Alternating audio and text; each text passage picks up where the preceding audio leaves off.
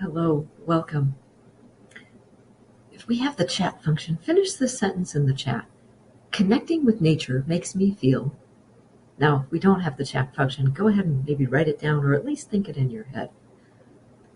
Finish up our sentence. Connecting with nature makes me feel. You might feel empowered. You might feel playful.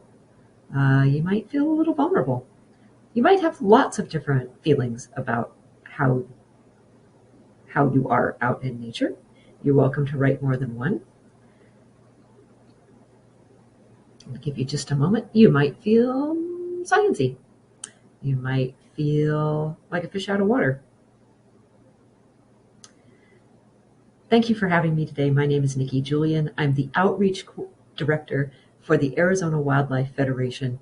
My pronouns are she, her, hers, and I'm coming to you from my home in Payson, Arizona, the traditional lands of the Western Apache.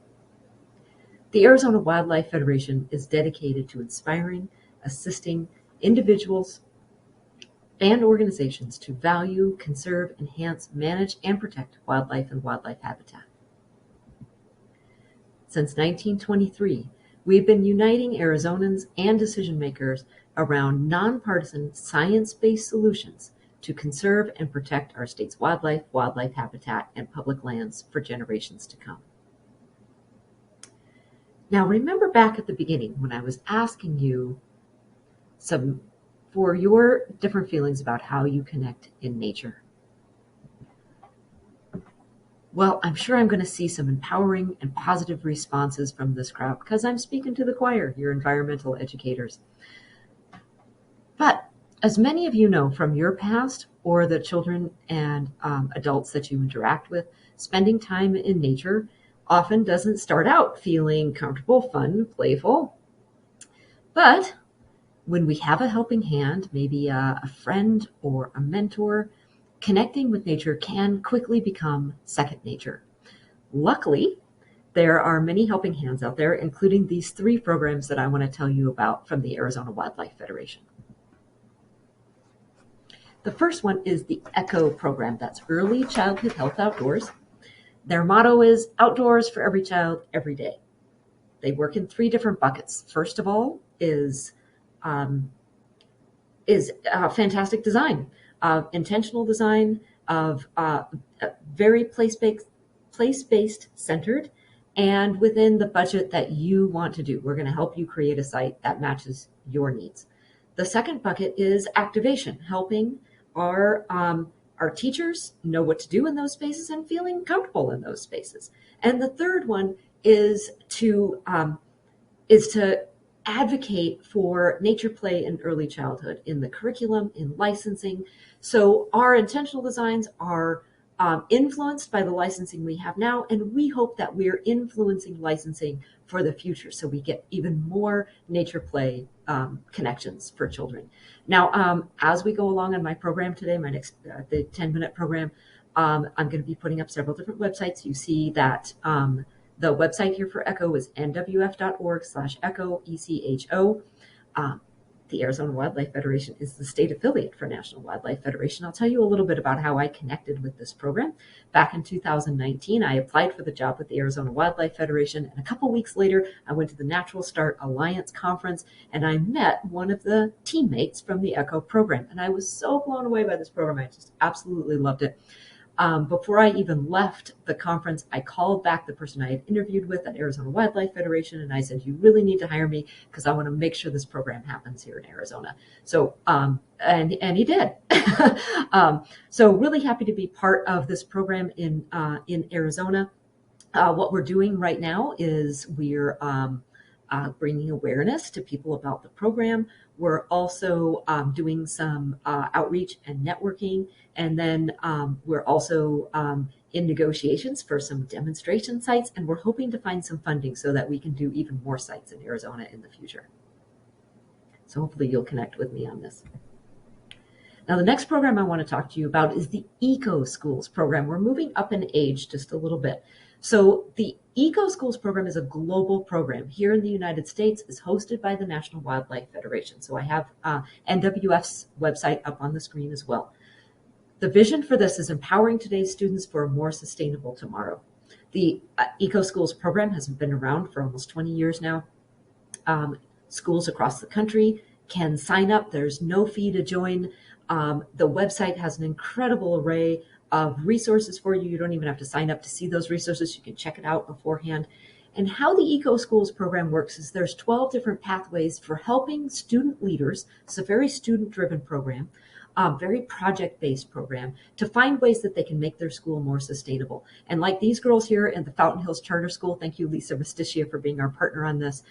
They've created a schoolyard habitat at their school, and they became a certified garden for wildlife habitat. And when you do that through the Eco Schools program, you don't even have to pay for that certification, which is another bonus for you. But there's lots of other pathways. There's energy reduction, composting, how to help transportation be more efficient and less wasteful. So lots of great pathways the students and their teacher champion can choose. Now, very, very lucky to work on this program here in Arizona. We have two amazing partners. One is the Arizona Association for Environmental Education, and the other is the Arizona Association for Conservation Districts that holds a wonderful grant that we're able to bring financial support for this program to 12 schools and 3 environmental education centers. Now, we already have our slots full for that. Hopefully some of you are here today joining in on this program. And we're giving wonderful support. We just absolutely love this program. And what we hope is that in a couple of years, we're able to continue that program at that type of level of financial support. And even if we can't, to at least support the other schools who are part of the Eco Schools program.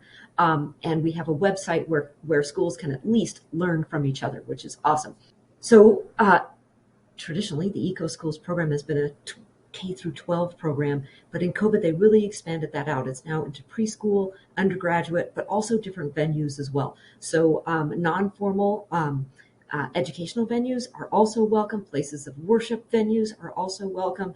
Home-based programs, whether it's homeschool or just your one child at home, we want to make sure that every child has access to this ability to participate in Eco Schools. Okay, now we're moving up in age again. So this is the BOW program, Becoming an Outdoors Woman. Starts for women 18 and over, outdoor skills for all abilities in a supportive environment. We have camps 3 times a year. It's kind of like Girl Scout camp, but with wine.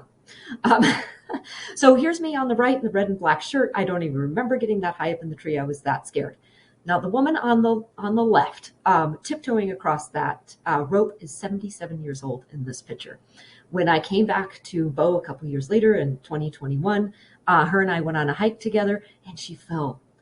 But because of her physical ability, her physical health, she was able to bounce right back up again, dust herself off, and continue moving. Now, for a 79-year-old woman, oh my gosh, really wonderful. Okay, so BOW isn't responsible for her amazing physical health, but it did give her these opportunities to try things that she otherwise wouldn't have been able to do in an extremely supportive environment. That keeps her mentally fit and physically fit. That's just one of the reasons for coming to BOW. It's also just a heck of a lot of fun. So hopefully you'll join us in the future. Come check out our website for some dates and times.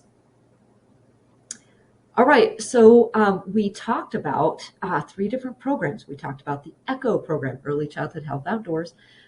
We talked about the Eco Schools program, and we talked about the BOW program, Becoming an Outdoors Woman. I really hope that you'll join us for at least one of those programs. Here's my email address. You're welcome to connect with me.